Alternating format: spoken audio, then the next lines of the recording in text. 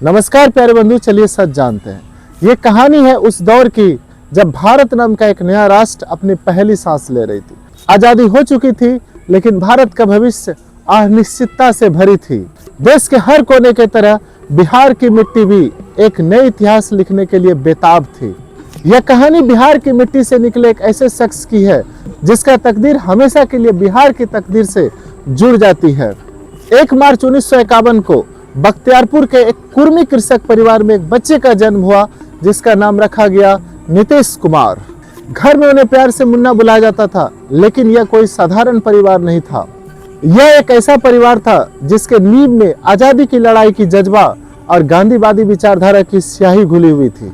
नीतीश के पिता स्वर्गीय कविराज राम लखन सिंह केवल एक किसान या आयुर्वेदिक वैद्य नहीं था, बल्कि एक सम्मानित स्वतंत्रता सेनानी भी थे, जो आधुनिक बिहार के निर्माता बिहार विभूति डॉक्टर अनुग्रह सिन्हा के काफी करीबी थे। आजादी के बाद भारत विज्ञान और तकनीक में अपना भविष्य देख रहा था। इसी सपना को लिए नीतीश कुमार पटना आ गए। उन्होंने 1972 में बिहार कॉलेज ऑफ इंजीनियरिंग से, जिन्हें अब NIT पटना के नाम से जाना जाता है, इसी से इलेक्ट्रॉनिक इंजीनियरिंग की डिग्री हासिल की। उन्होंने बिहार राज्य बिजली बोर्ड में नौकरी शुरू की, लेकिन वहां उन्हें मन नहीं लगा। शायद उन्हें महसूस हो रहा था कि बिहार के असली सर्किट पटना के सड़कों और गलियों में है। उनमें करंट नहीं, बल्कि बदलाव दौड़ाने की जरूरत है। एक तरफ सुरक्षित भविष्य, एक अस्थायी नौकरी और एक शांत पारिवारिक जीवन था, वहीं दूसरी तरफ अनिश्चितताओं से भरी हुई राजनीति। 1973 में उनकी विवाह एक स्कूल शिक्षिका मंजू कुमारी सिन्हा से हुआ। सब कुछ ठीक चल रहा था, सब कुछ एक सामान्य मध्यम वर्गीय जीवन की ओर इशारा कर रहा था। लेकिन दूसरी तरफ एक राष्ट्र था और पुकार रहा था, एक क्रांति थी जो दरवाजे पर दस्तक दे रही थी, और नीतीश कुमार को चुनना था, और उन्होंने उसी क्रांति को चुना। साल 1974 का वक्त था। बिहार सुलग रहा था। तत्कालीन कांग्रेस सरकार के भ्रष्टाचार, कुशासन और बेरोजगारी के खिलाफ बिहार की युवा सड़कों पर उतरने के लिए उतारू था। छात्रों के बहुत ही ज्यादा विनती और विनय करने के बाद जयप्रकाश नारायण जी एक शर्त पर आंदोलन का नेतृत्व करने के लिए तैयार हो गए। वो शर्त था कि आंदोलन अहिंसक होगा, कंप्लीट गांधीवादी तरीके से, और उन्होंने कहा कि एक बार आजादी की लड़ाई फिर से लड़ने की जरूरत है, और ये क्रांति सिर्फ बिहार में होने से बदलाव नहीं आएगा, इसलिए यह क्रांति होगा, वो होगा संपूर्ण क्रांति। बिहार राज्य बिजली बोर्ड की नौकरी को छोड़कर श्री नीतीश कुमार इस आंदोलन में पूर्ण रूप से कूद पड़े। यह उनकी राजनीतिक दीक्षा थी। जेपी आंदोलन के नेतृत्व में बिहार में एक नए पीढ़ी का निर्माण हो रहे थे, जिसके हाथों में अगले बिहार का भविष्य था।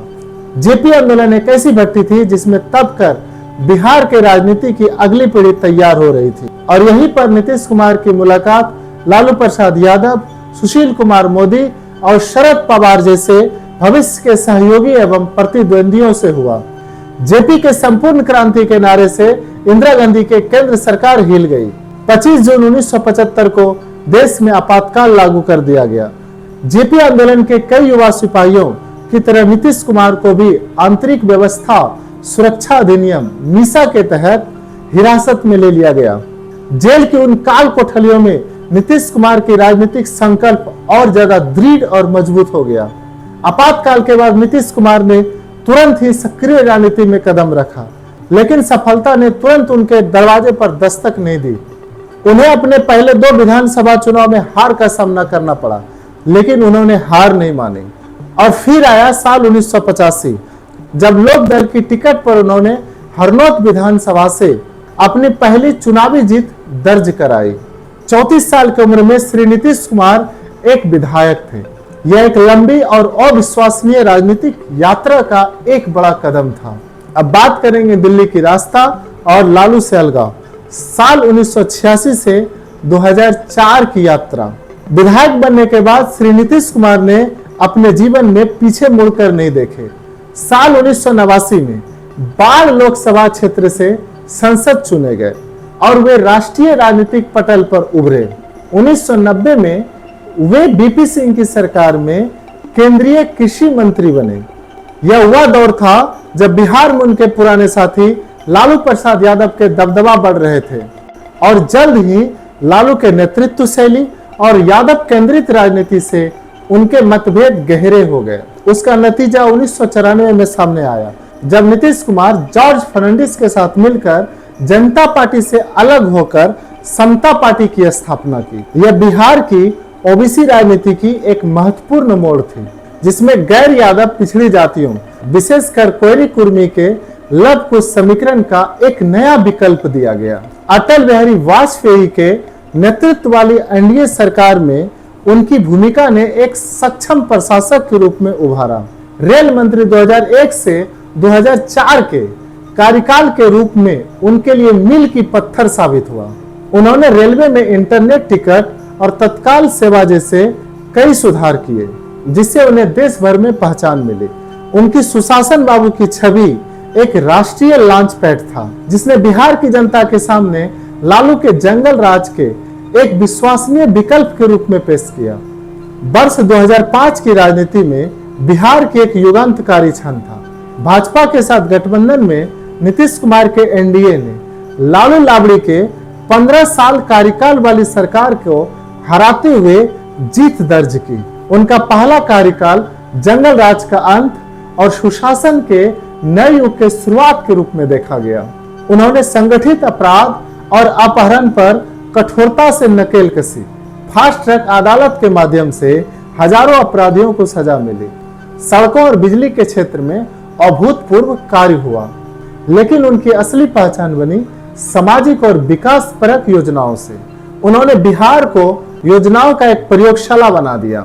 मुख्यमंत्री बालिका साइकिल योजना उनकी सबसे प्रसिद्ध और परिवर्तनकारी योजनाओं में से एक है। इस योजना के तहत स्कूल जाने वाली छात्राओं को साइकिल दी गई, जिससे लड़कियों के स्कूल छोड़ने की दर में कमी आई और एक सामाजिक क्रांति का सूत्रपात हुआ। मिड डे मील योजना का सुदृढ़ीकरण, हालांकि यह केंद्रीय योजना थी, लेकिन नीतीश सरकार ने बिहार में इस योजना के कार्यान्वयन पर जोर दिया। जनवरी 2005 में राज्य सरकार ने इसे लागू कर दिया, जिसका मुख्य उद्देश्य था बच्चों में पोषण की पूर्ति करना और स्कूल में उनकी उपस्थिति को बढ़ाना। हाल ही में 2025 में मेनू में सोयाबीन और दाल जैसी प्रोटीन युक्त चीजों को जोड़कर और अधिक भोजन को पौष्टिक बनाया। बिहार में ऐसा देखा गया कि 12वीं पास छात्रों को उच्च शिक्षा के लिए उनके माता पिता के पास सक्षम राशि उपलब्ध नहीं होने के कारण वे पढ़ नहीं पा रहे हैं। इसलिए श्री नीतीश कुमार ने बिहार स्टूडेंट क्रेडिट कार्ड योजना 2 अक्टूबर 2016 को 7 निश्चय कार्यक्रम के अंतर्गत शुरू की। इस योजना में 12वीं पास के सभी छात्रों को उच्च शिक्षा के लिए 4 लाख रुपए तक का ऋण उपलब्ध कराया गया। बाद में इस ऋण को पूरी तरह से ब्याज मुक्त कर दिया गया। मुख्यमंत्री स्वयं सहायता भत्ता योजना, इस योजना के तहत नौकरी खोजने के लिए बेरोजगार युवाओं को 2 वर्ष तक 1000 रुपया मासिक भत्ता के रूप में दिया जाता है। अब हम बात करेंगे उनकी सबसे बड़ी उपलब्धि, महिला सशक्तिकरण। उन्होंने पंचायती राज संस्थाओं में महिलाओं के लिए 50% आरक्षण और फिर सरकारी नौकरियों में 33% आरक्षण को लागू किया, जिससे जमीनी स्तर पर महिलाओं के नेतृत्व में अभूतपूर्व बढ़ावा मिला। मुख्यमंत्री कन्या उत्थान योजना, इस योजना में लड़कियों की शिक्षा और कल्याण को बढ़ावा मिला। लेकिन महिला सशक्तिकरण की उनकी सबसे दूरगामी और सफल प्रयोग थी जीविका मिशन का सफल कार्यान्वयन। जीविका के माध्यम से उन्होंने लाखों ग्रामीण महिलाओं को स्वयं सहायता समूहों से जोड़ा, उन्हें आर्थिक आत्मनिर्भरता और समाज में सम्मान की रास्ता को दिखाया। यह सिर्फ योजना नहीं बल्कि सामाजिक आंदोलन का एक कार्यक्रम बन गया। इसमें महिलाओं को घर की चारदीवारी से निकालकर निर्णय लेने की प्रक्रिया में शामिल किया। जीविका दीदियों की यह फौज न केवल अपने परिवार की आर्थिक स्थितियों को सुधार रही थी, बल्कि शराबबंदी और अन्य सामाजिक सुधारों को लागू करने में नीतीश कुमार की सबसे बड़ी ताकत बनी। इस जमीनी जुड़ाव का इतना प्रभाव था कि बिहार की लाखों महिलाओं के लिए नीतीश कुमार आशा और प्रतीक बन गए। यदि नीतीश कुमार को महिलाओं की देवता कहा जाए तो इसमें कोई अतिशयोक्ति नहीं होगी। तो दोस्तों, बात करेंगे नीतीश कुमार की वैसी सोच जिससे बिहार की बुनियादी ढांचाओं में परिवर्तन हुआ। आज पूरी दुनिया में जो एक ही बहस का विषय है वो है पर्यावरण। इसको लेकर के हमारे मुख्यमंत्री जी कितना एक्टिव होते हैं, अब इन विषयों पे हम लोग चर्चा करेंगे।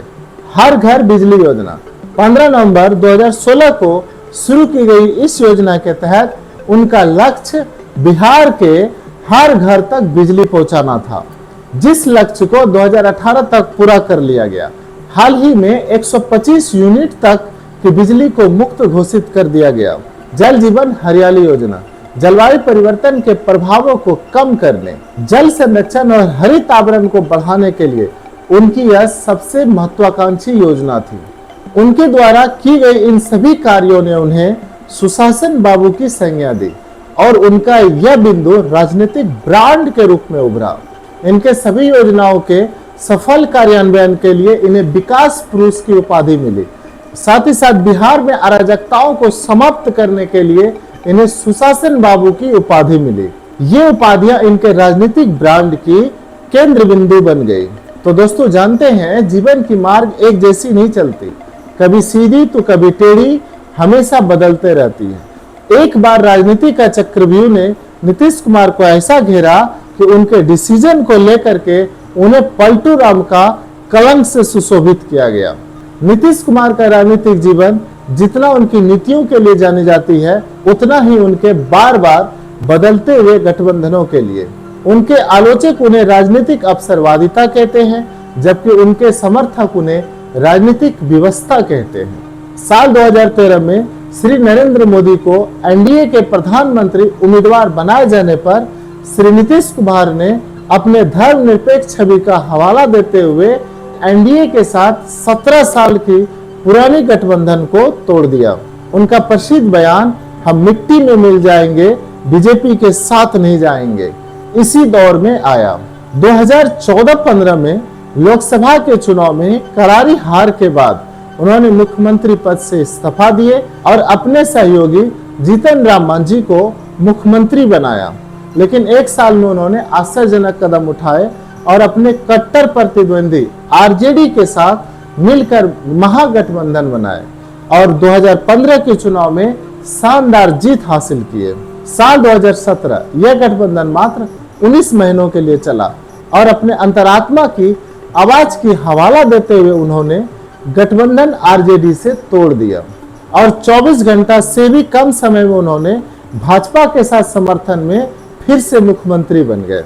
साल 2022 भाजपा द्वारा जदयू को तोड़ने का आरोप लगाते हुए उन्होंने एनडीए से पुनः गठबंधन तोड़ लिया और आरजेडी के साथ फिर से एक बार सरकार बना ली। साल 2024 लोकसभा चुनाव के ठीक पहले एक बार फिर अपना पाला बदलते हुए भाजपा के साथ आ गए। इन्हें लगातार बदलावों ने उन्हें राजनीतिक गलियारों में पलटू राम की संज्ञा से सुशोभित कर दिया, जिससे उनकी राजनीतिक विश्वसनीयता पर एक प्रश्न चिन्ह लग गया है। तो दोस्तों अब बात करेंगे नीतीश कुमार की सबसे विवादास्पद फैसला, शराबबंदी का लागू करना। अप्रैल 2016 में अपने महिला मतदाताओं के मांग पर नीतीश कुमार ने फैसला लेते हुए पूरे बिहार में पूर्ण शराबबंदी की घोषणा कर दी। इस नीति के सकारात्मक परिणाम हुए, घरेलू हिंसा और सड़क दुर्घटनाओं में कमी आई, लेकिन इनके कुछ नकारात्मक परिणाम आए। राजस्व में हजारों करोड़ों के नुकसान आए।